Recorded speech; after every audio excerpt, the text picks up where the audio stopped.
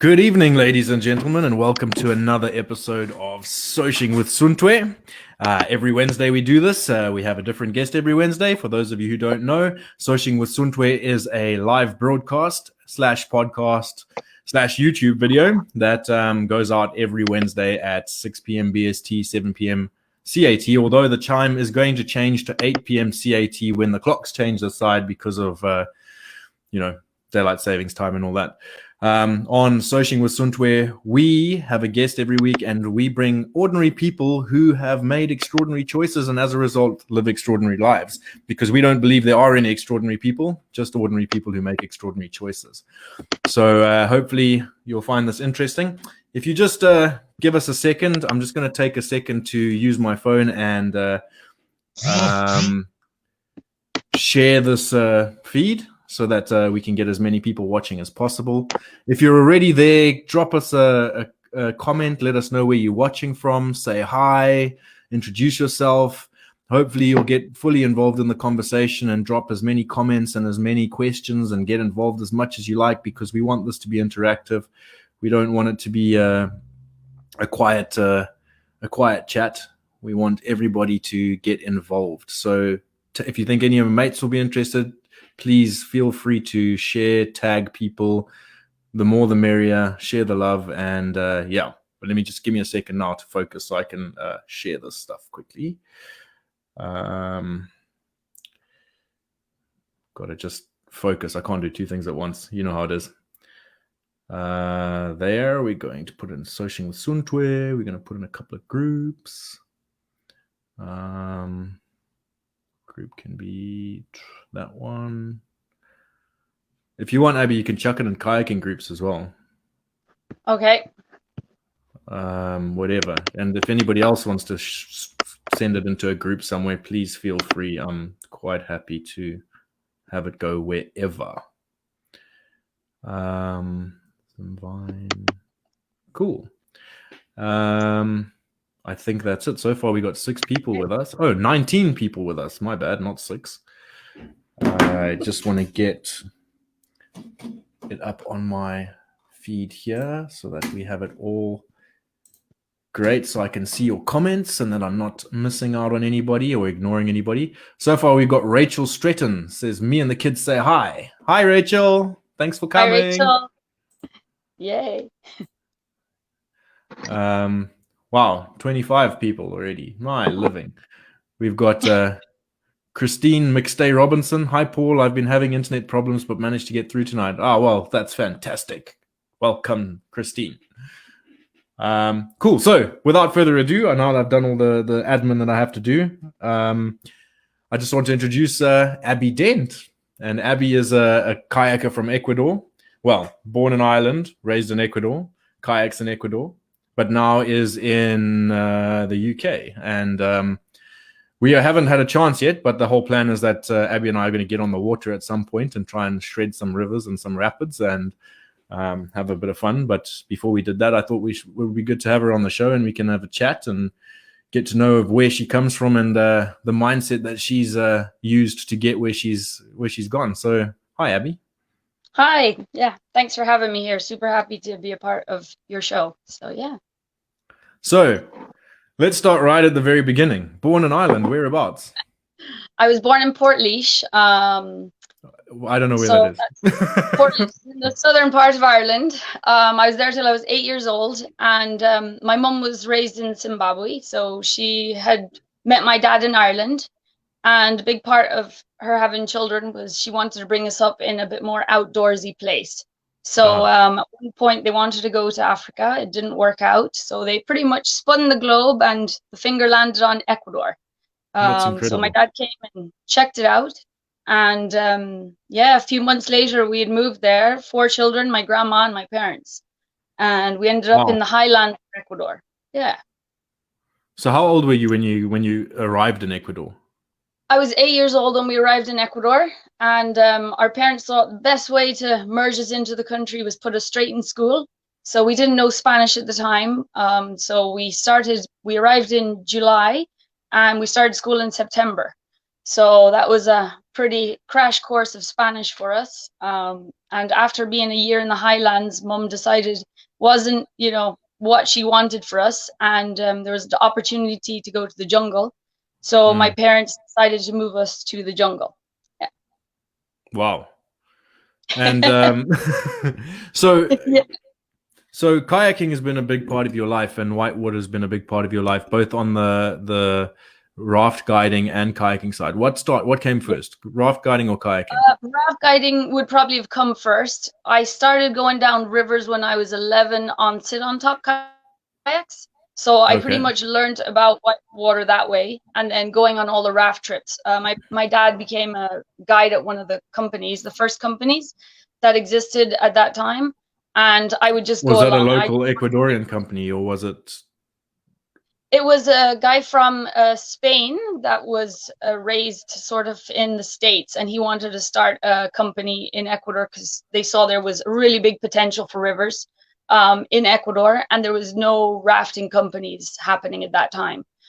So us children thought this was great that Dad had this job, and we would go along on as many trips as we could. And I was like, this is what I want to do. So I wanted to quit school quick and become a raft guide. So that was the first mission. So you then became a raft guide, yeah?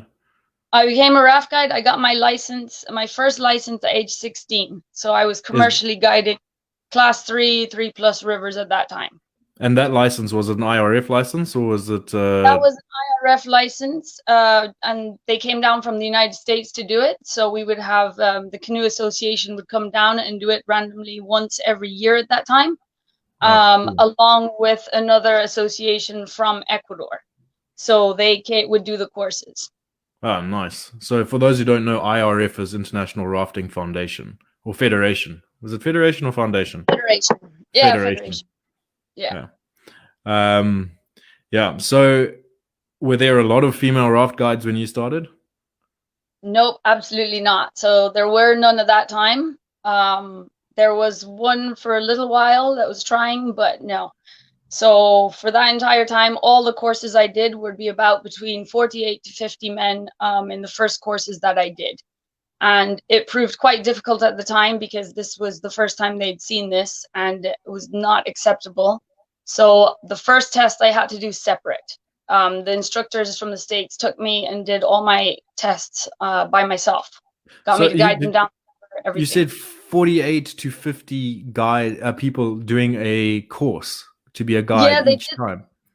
Well, the first one that was done, because there was a sudden interest and nobody had done one of these tests. So the first one I did, that was that amount of people. So that was pretty much all the guides in the country that were like, wow, this is the first course that's happening. So there was a lot of interest. Later on, it became, as the courses got more frequent, there was probably like, between 12 to 15 at a time, depending. But that first one was the largest number that there was. That's incredible. The reason I'm surprised by that is because for those who don't know, my home river is the Zambezi. That's where I come from, and I don't know if there's even 50 guides in the entire Zambezi River. Like, I don't know if there's 50 guides if you count Zambia and Zimbabwe together. I feel like 50 is a lot. But then, right now you probably go ahead. But then we're on one river. And then apparently, like, I don't know a lot about Ecuador. I've never thought of Ecuador as a massive kayaking destination or a massive rafting destination until I started speaking to you, and you told me there's some ridiculous number of rivers in that country. There's over 2,000 rivers in Ecuador, all leading to the Amazon. And around where I live, in the 3 districts that are most popular for kayakers, we have about, between 36 to 60 rivers that are counted as the more popular ones, all in like a 4 to 5 hour perimeter to drive to. Between class 1 to class 5, which is the river classification for people who are unaware, 5 being the highest and 1 being the lowest. That's incredible. We've got, I don't know, I'm going to butcher people's names, I'm afraid, because I don't know pronunciation, but we've got Vane Carrera, Vane? Vane, hola. She was one of my first students in my girls' kayak club. So she is, yeah. Abby, come back. and Robin Sher Edwards saying Abby is my hero. Hi, Robin. Okay, so going back to the guiding now. So you started guiding at the age of 16, Yep, and were you guiding and kayaking parallel, or was it just I most? was. Yeah. Yeah. I was So guiding and learning to kayak at the same time. There was very few kayaks at the time, very ill-equipped. We didn't have the appropriate gear, so we all had the old-fashioned longboat. So we were learning. Oh, sorry. Yeah, we were learning in the old-fashioned kayaks, and so I had what my was your best first friend. kayak? What My was your first first kayak? kayak, Frankenstein. It was a wave sport Frankenstein, All right. So and okay, then so I going back to the guiding. yeah. Sorry. Um, did you have any major barriers to entry though when you started, when you were wanting to be a guide, a raft guide? Yes, I think the hardest thing for me was I was very slight of frame, and a lot of the guides thought I would not be able to manage a boat or flip a raft or get down a river or, due to or, my size. or haul a So customer I back had into the raft? yeah, so I had to spend a lot of time training and practicing. My brothers would help me out, and we'd practice as much as we could, just so I could, do a flip in under a minute, which is usually what you are, supposed to do in a guiding exam, and get to shore and all that. So I did have that, and in the course, there's a lot of people making fun or saying I couldn't do it or yelling at me as I was doing the tests. So I found those very difficult barriers to overcome. So I had to. That my dad told me, if you really want to stick, you're gonna come up, with a few barriers and that such. So yeah, So the thing is, with that, like being smaller and did you overcome that with training and strength, or did you find little hacks and tricks and stuff that you could do I that? found I found little hacks and tricks, and it's the same goes for even my paddling skills. I was never someone who, no matter how much I tried to build up a lot of muscle, I had a very difficult time doing that. So I found little ways that helped me and different techniques. I literally would write things out, find things that would work for me. I watched other people and to see what type of things they would use. A lot of guys would use pure strength to get in, and sometimes they were slower. So I just looked at little techniques and did different adjustments to the boat to help me as I was training. Nice. So yeah. So going back to that thing. So were there any moments where you were just like, this is not like, was it difficult for you to become a guide, or did you sort of crush it and nail it from the beginning? Um, no, I think I liked it from the beginning because I loved water so much. I think I had a good knack for it. So So did you have any moments where you thought, oh, fuck this is not worth it, I'm just gonna give up? Or was it pretty much the I love for the think river overtook everything? no, I was pretty stubborn in the fact that this is what I wanted to do. I did definitely had a couple of days here and there when if the river was higher, I would feel a little tenser. And just I think people's attitude seeing a younger girl guiding at the back, um, and not trusting me, that made me be more like, I've got to get this, the way I want it to be.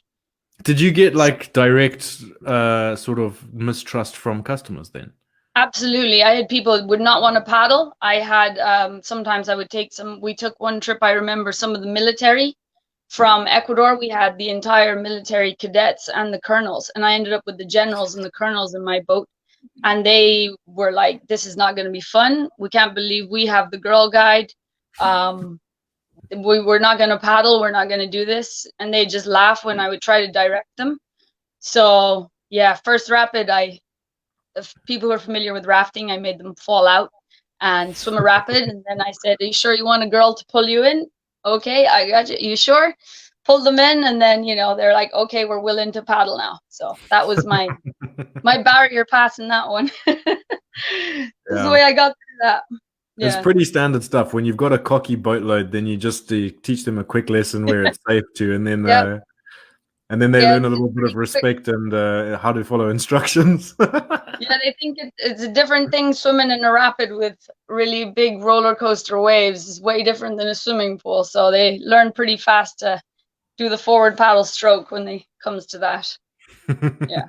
We got a couple of nice comments that I'm just going to acknowledge.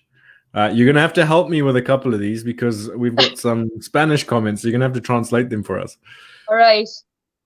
We've got Pamela Roche, Abby, wonderful woman. She's truly Jane from the jungle. Great example for many girls and women in Ecuador. What an inspired and blessed woman she is. Love from Michigan, USA. Ah. Jess Pope says, "Hey, Abby." Again, I'm gonna butcher names. I'm sorry, but That's all right. Giovanni Romo. Giovanni Romo is Giovanni the Romo. first guy. Yeah, Giovanni Romo is a guide who accepted me in the new location I'm working, and is the first Spanish company that's accepted me to guide for them. Oh wow! So he said, large greeting and a warm and big hug from all of the team and friends here in Baños. That's where I live.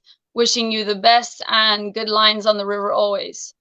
Wonderful. They've got it on big screen, he says, in their office. Ah, sweet. That's awesome. So, yeah. Hi, everyone. Hi. Hola, Ecuador. ¿Qué tal? We got Mary Higgins tapping. Abby Dent's an amazing human being with a huge heart that knows no bounds. Hello from New York. Wow, this is a truly international audience tonight. And Rita Boychuk. Abby is the best. She got me into river sup, and I have cuddled her along the old Canadian riverbanks. I miss you, Abby. She's the best river babe and my inspiration. That's awesome. So tell me, you've paddled quite a lot of different rivers, not only in Ecuador, but all over. What is, give me an idea of where you've been and what some of your highlights are. Okay, so mostly, of course, Ecuador, and then the other place I've been to is Canada. I've done briefly some here in England, but I've been in British Columbia in the Kootenays area. So I worked with a company that comes down to Ecuador every year, and I got to paddle there and live along the banks of the river there for 6 months and travel around Canada. Wow. And then I got invited in 2017. I went on tour with the women called Pinkwater. And we did 2 weeks in Quebec and Montreal and all the rivers around there. Very nice. So quite a lot of rivers covered in that district. And in the United States, I've been on some in the Colorado area. So going back again, so the rafting, we sort of covered where you went with that and how you got into that. So when did the kayaking thing really start? I had been kayaking on and off, and as I'd almost self-taught myself with a really good friend, that was my best friend at the time. She was learning with me and then returned to her country. I tried to keep it up, but I had no one to really direct me to learn the proper way of learning. So after probably 6-7 years of struggling and getting down rivers without much technical ability, I met some of the first girls that came down to Ecuador to paddle from Holland, my good friend Maud. And that was the first group of women I'd ever kayaked with. And I remember saying to her, do we not need some, guys to come with us? They were like, no. I was like, there's 5 of us. We'll look after you. And it was my first time down, a steeper class 4 creek. I was about 22. And I was really nervous because I was in this long boat. They all had their fancier gear, and I was like, wow, I want to paddle like these girls, because they could boof, like do jumps over rocks is what we call it in river, and they could do a lot of stuff that I hadn't learned. I could basically up until then get down rivers. I could get my boat back over, I could get down rivers, but I hadn't learned any of the technical aspects. So they helped me a lot. And then I met a kayaker from Canada, Chris Ryman, and he decided to invite me to Canada and do training from the beginning, made me start right over again. So that was a little hard for me to take, because I was like, I can kayak. And he is like, no, you need to learn right from the beginning, and we'll build you up. And I think I jumped a bunch of steps doing that process. So that was about when I was 22, where I really started to really focus more on kayaking, and the rafting slowly started fading out for me. I see. And so kayaking is really where your passion is, more than even kayaking. Yes, I think I think physically rafting after about 8 years was probably enough on the body, because we do it all year round there. It's not seasonal. Yeah. So it was a lot to take and very tiresome, and I wasn't feeling very fulfilled by it. I think teaching kayaking fulfilled me in a way, bigger way. Just seeing people learn the joy that they got from going down rivers, actually teaching people to get down rivers by themselves. And me being the one that's helped them do this. So I found that way more gratifying. Yeah, for sure. And so where was I missed it in the thing. Where was it where you kayaked with these people that really was the turning point for you? This was in Tena, in the jungle where I grew up. So in Ecuador. Yeah, in Ecuador, we started to get more people like slowly coming down, because kayak season in Ecuador wasn't a big thing at that time. And we'd have random pockets of groups come down and, check it out. And suddenly it became really popular, and more groups started to come. And that was the biggest amount of women that I had ever seen, like kayakers. Like I had never met. I'd met one lady kayaker way back that comes to Ecuador, and she's written the book on Ecuador rivers. Oh, wow. So that's Darcy. She's written a book on that, and they did the first descents on rivers. So she was the only other kind of woman I had met that was a kayaker at that time. So yeah, that was on a creek in a jungle river in Ecuador. So yeah. Very nice. So from that, your inspiration was to no longer be the sole kayaking lady in Ecuador, and you decided to create a club. Yes, so that came a little bit further along the line. After I'd been in Canada and saw the amount of women that were raft guiding kayakers, I came back, and that was the goal. So I came back from Canada in 2012, and by 2014, I started the first group of girls. I met the first Ecuadorians that I'd met that were interested in the sport. So I started off with just three girls, and that would actually travel a few hours to come and meet me. At that time, I was living in the Cloud Forest area, which is a kayaking destination, and I was guiding, and I was running a small hostel there. And I started the group there, and the girls would come every weekend, and we started going out, and I slowly started to become more of a project for me. So how does it work in Ecuador with local people and wanting to be raft guides and kayakers and all the rest of it? Does it come purely from a passion for water and wilderness, or is it sort of like an opportunity for income and that sort of thing? The reason I ask is because on the Zambezi, where I come from, there's a very specific progression and a sort of rite of passage that 99% of guides go through. And if anyone's ever been to the Zambezi, you'll know it's quite a deathly walk in and out of the gorge. It's a big walk, carrying kayaks and rafts down, and at the end of the day, carrying kayaks and rafts out. And the villagers work as porters and are hired to carry the kit up and down by the rafting companies. And it's sort of like a community development thing, where instead of just having full-time staff that do that, the villagers have a thing where they rotate the work between the community and all of that, so that everybody gets a piece of the pie at the end of the day. And there's a very specific progression as well. So if a young village boy wants to become a kayaker or a raft guide or a safety boater or a video boater, he's got to put in his time as a porter first, and yes. And then try and attach himself to one of the kayakers or raft guides that then takes him under his wing, and in his spare time will help him on like getting rolling and give him his old secondhand gear and start getting the guy going. But I mean, it takes years. I know guys who've been porters for 9 years before they've got their first bit of kit and started rolling, and then eventually get rolling, and then they eventually are allowed to accompany trips down, and then from accompanying trips they get a little bit more and more responsibility, and eventually get themselves into a certain position, and eventually become a raft guide or a safety kayaker or a video boater or whatever it is. And like that, they go from literally earning next to nothing to being pulled out of that situation and having a good solid income and solid job, and going on to guide all over the world as well. I mean, a lot of my mates guide from the Zambezi guide in Norway in the off season, because the Norwegian season just happens to correlate with the Zambezi high water season when there's no rafting. So Right. yeah. So I want to know more about how. Very similar.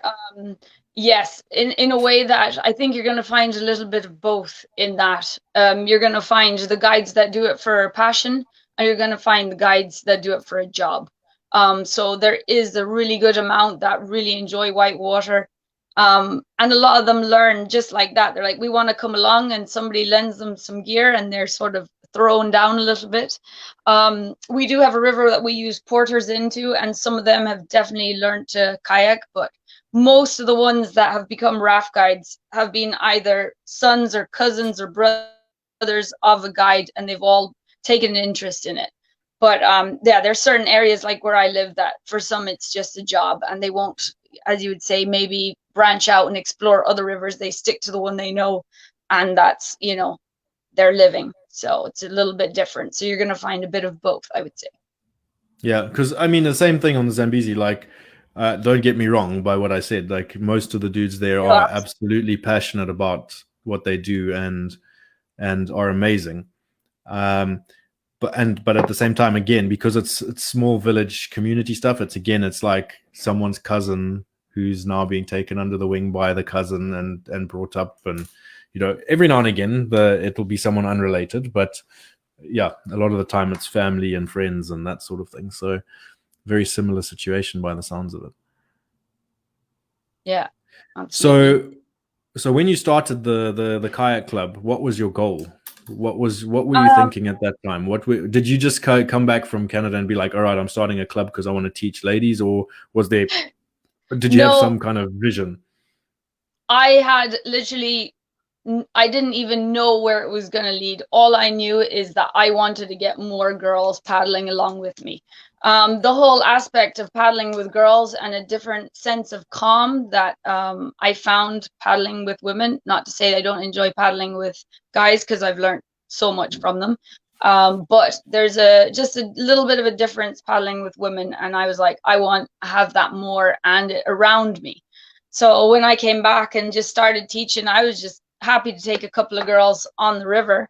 And I think the first thing that really motivated me was because someone sent us a donation of gear, and we're really, you know, excited that you're doing this project. And there was a bunch of people that gotten together, a load of, you know, their secondhand life jackets, sent it to Ecuador, and we were just super excited that, you know, people were cheering us on, in other words. So me and my other friend Nadia, we started to like really in earnest look for girls that were interested in learning to paddle, and we started the group. And that later became, afterwards we decided, you know, we did the girls group for, I would say, about 5 years, and we decided later it was time to integrate with teaching children and take it to the next level, our vision. So we wanted to teach kids, join with, you know, guys, and because I realized the importance of having male instructors as well as women instructors, because there were certain things I just, you know, would get better, you know, from a male instructor. And that's when we developed Kayak Club. That's cool. So we've got a question here from Nicola Burt. She says, do you take people from never having kayak to being able to go by themselves? If so, roughly how long would it take a person to be able to do this? Is it achievable in a single trip, or does it literally take years and copious lessons similar to ice sports?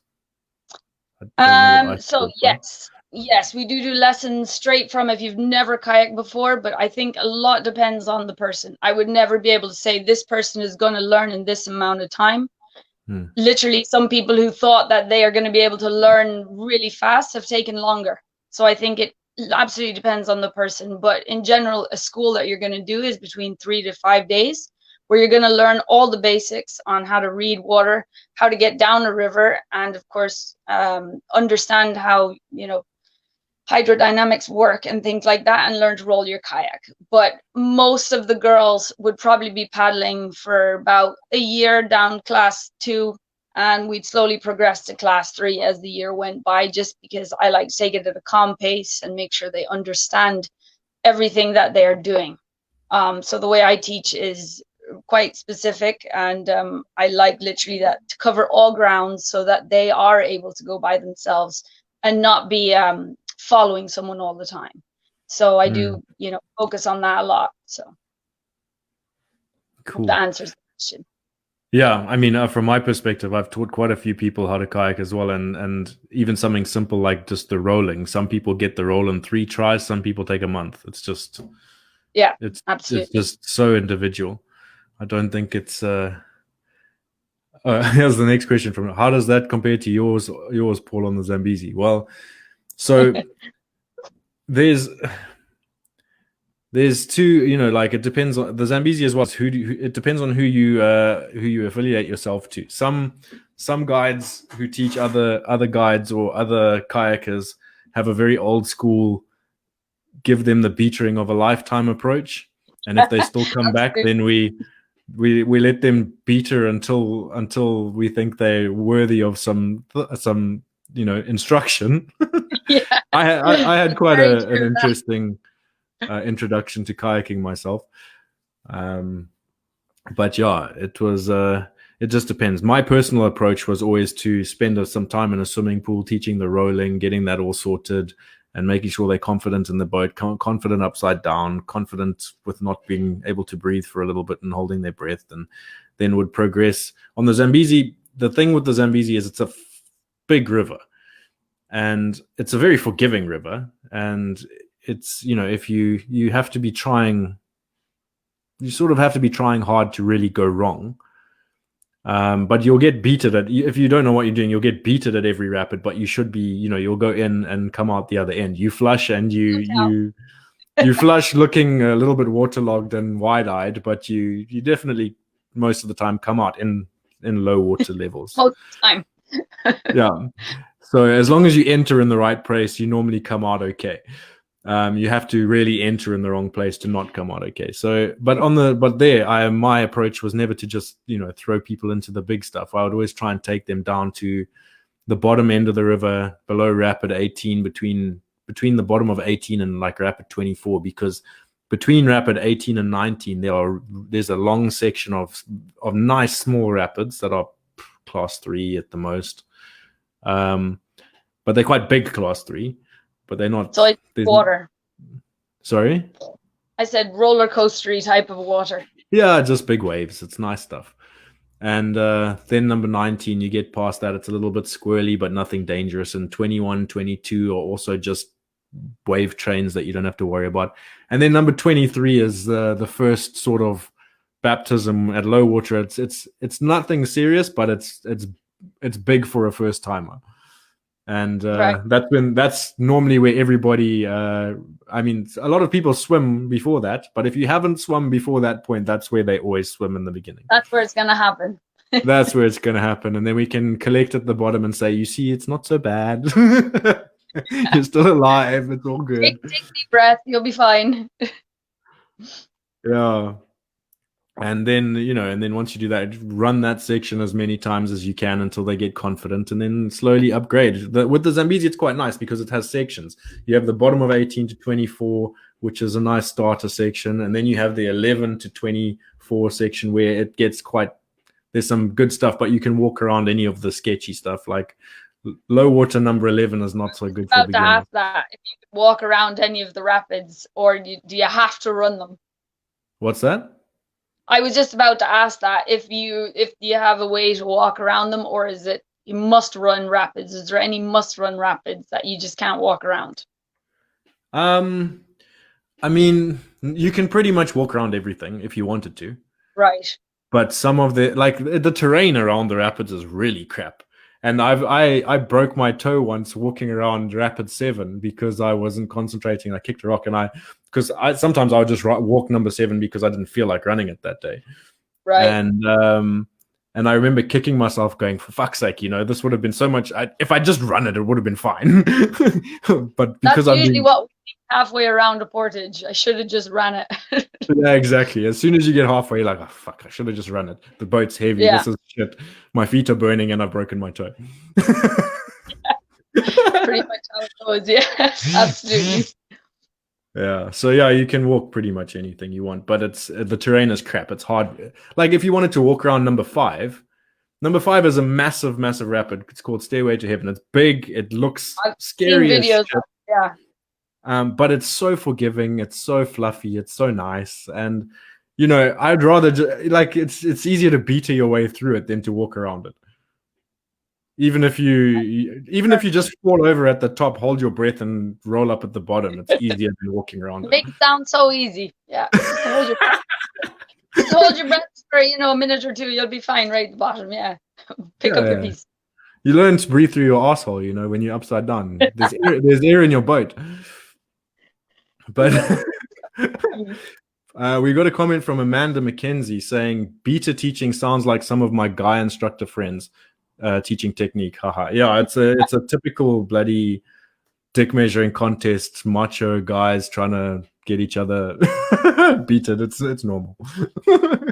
We need to calm down. Stop trying to measure your dicks, everybody. Be nice. Donna Tipler says, when you are far too modest. Every time you come out those rapids, you look like you were on a picnic. You make me tired, just saying.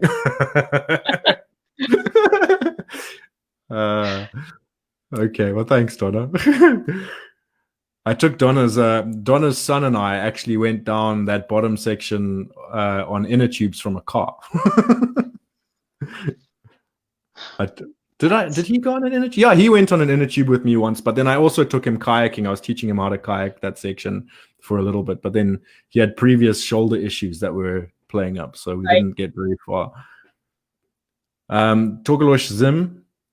I love it when Togolosh Zim comes onto the chat, because for those who don't know, Togoloshi is a name for a goblin in Zimbabwe.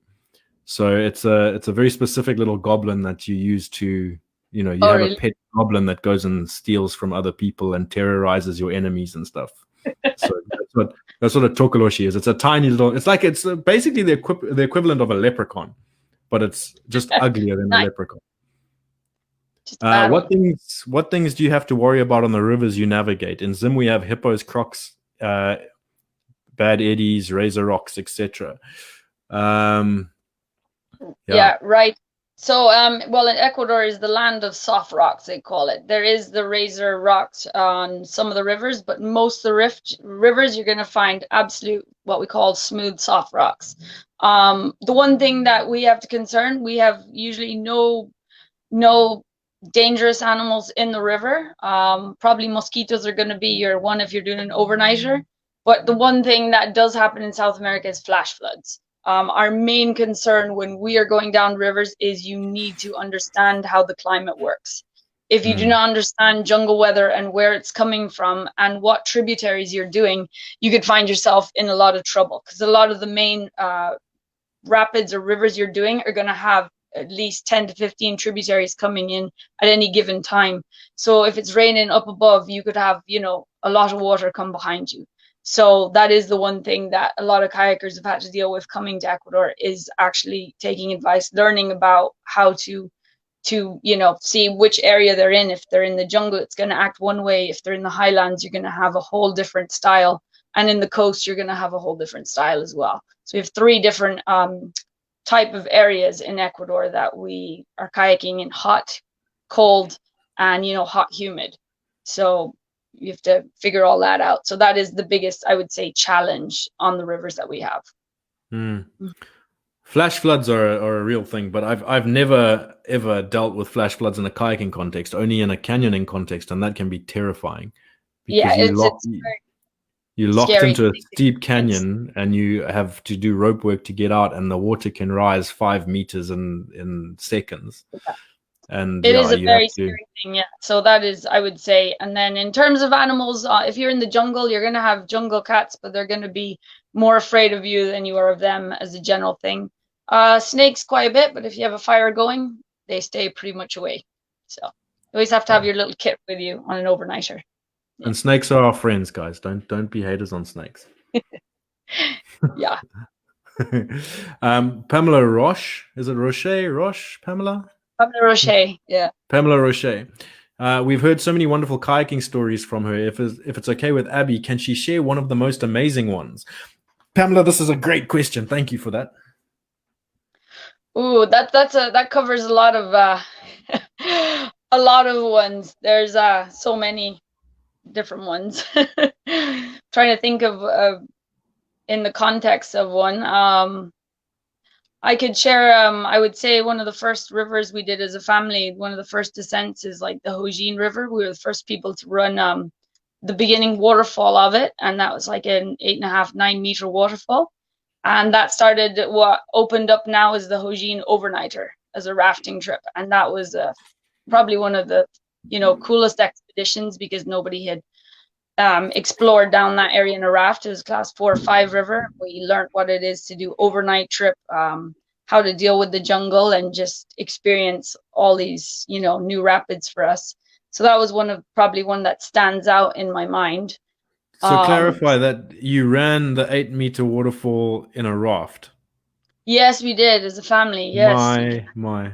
The only waterfall I've ever gone over in a raft is the one on the Kaituna River in New Zealand, in the Tutea Falls, and that's a little officially softer landing on the Kaituna than yeah, the Hojin. that's officially like half the height, but I think it's less than half the height because they sell it as a 4 meter waterfall, but it's I don't know. I'm not buying the 4 meters myself. No, they sell it as a 7 meter. I think. I can't remember. That's fine. I thought it was about 7 meters, the Kaituna. Yeah, I think they sell it as a 7 meter, but it's closer to 4, if I'm in my opinion.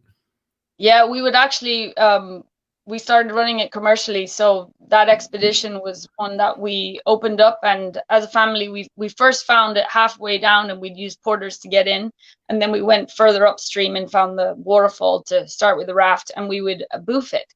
So we'd put the weight at the back, hold the rope, and as it would hit the bottom, lift the boat up so we wouldn't get engulfed. And that was the way that we did it at the first start. And there's a lot of different experience we've had kayaking and rafting over there, but take a while to find some really ones to talk about.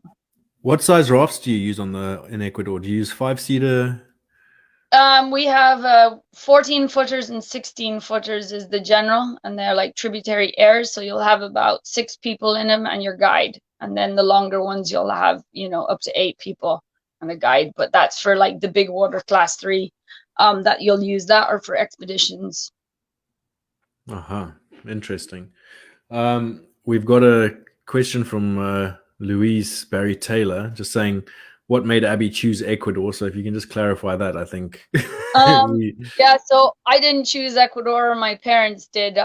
They moved there when we were little. So they, as I said, it was a random decision.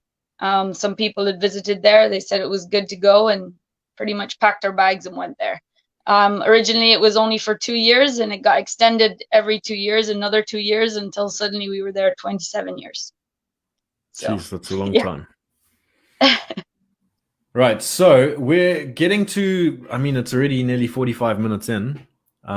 So can you believe it?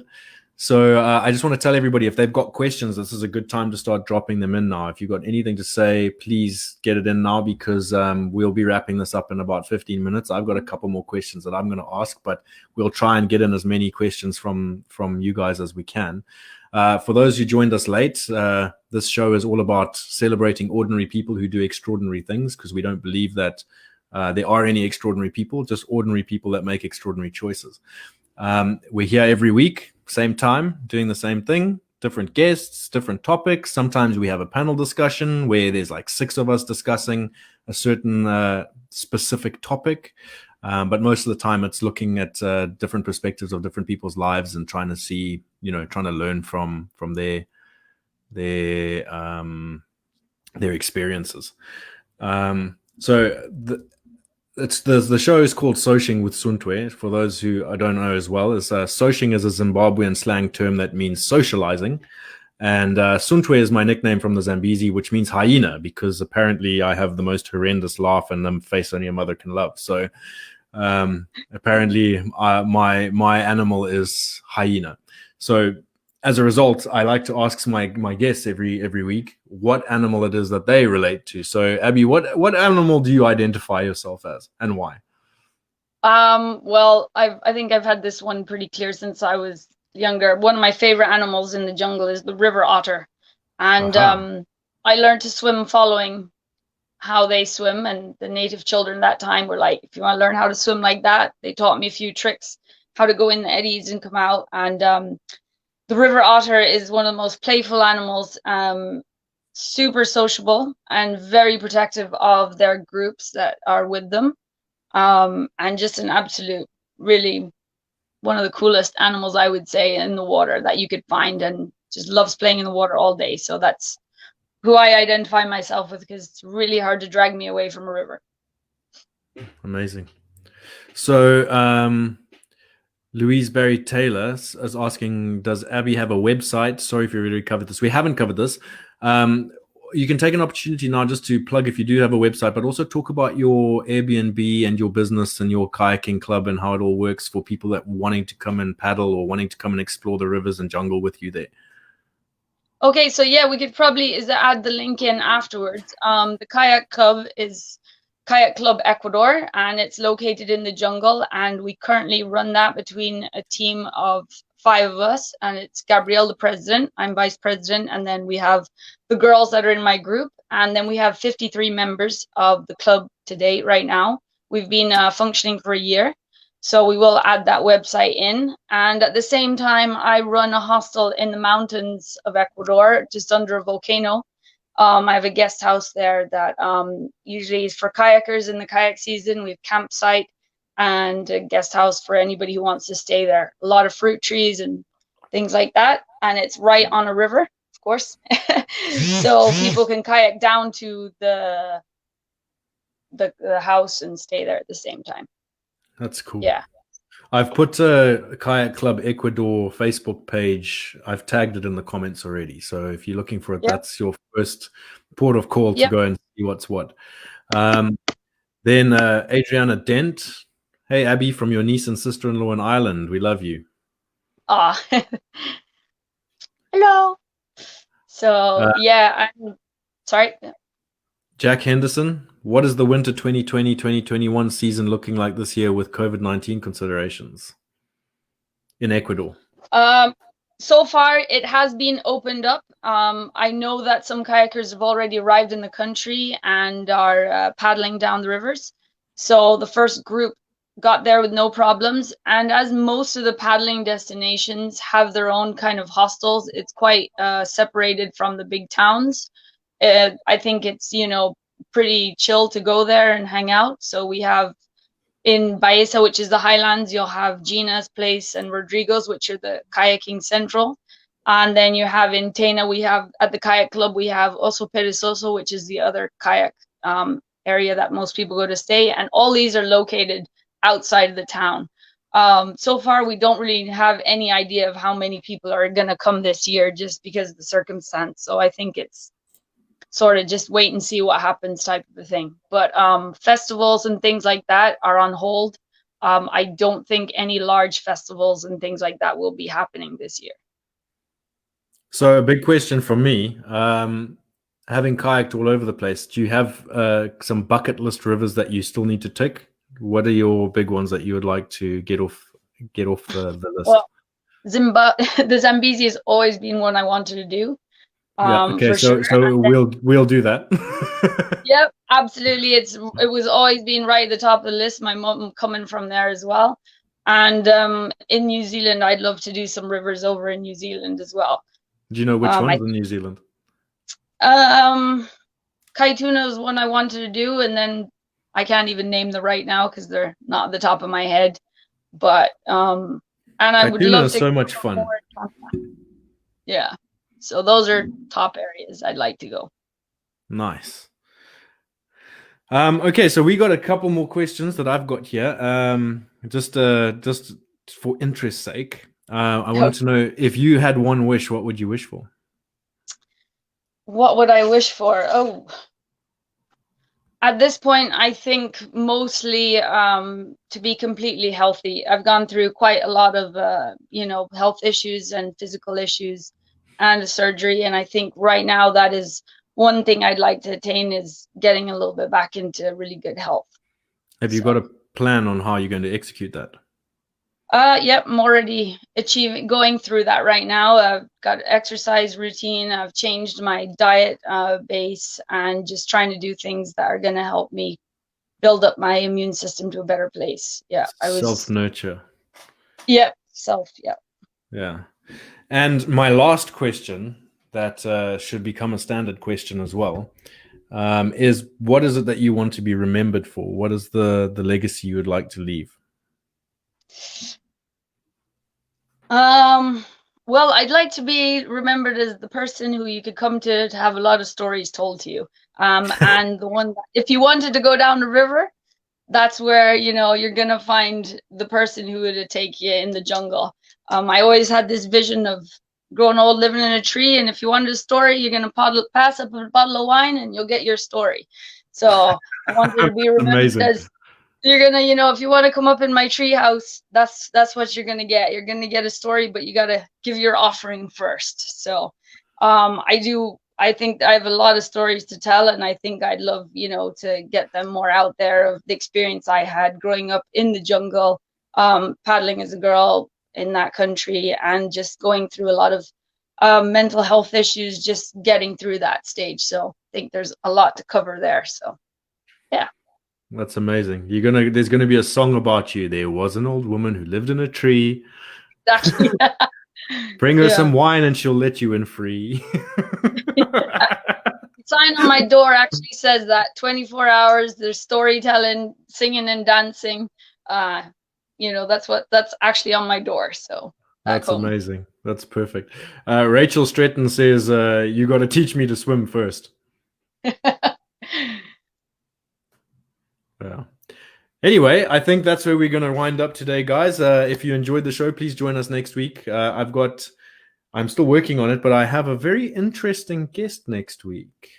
This will be a bit more interesting to the Zimbabwean folk, but yeah, I think it will be interesting to everybody because there will be a lot of very interesting perspectives shared. But I'm not going to tell you who it is yet. If you want to be at the forefront of the whole thing, join the Soshing for Suntwe group, Soshing with Suntwe group, and you'll see what's what when it happens. Well, I'm not going to give away right now exactly what I'm working on, just in case he doesn't come next week, maybe another day. But yeah, Abby, thank you so much for taking the time out to chat with us. Thank you for having me. Pleasure. It's nice to talk. It's nice to talk river stuff again. It's been a bit of a while. I've done a little bit of paddling in England, but not much, and that's more my fault than anything. So, but I have big visions to be hitting the water hard soon, and hopefully we'll be doing it together as well. Yeah, well, let me know. So, cool. Thank you for having me. It's been real fun talking with you tonight. Thank you for everybody who came to watch as well. And without you guys, it would all be pretty pointless. So yeah, big love to you all. And thanks for the support and for your comments. And from that, I'm going to say good night.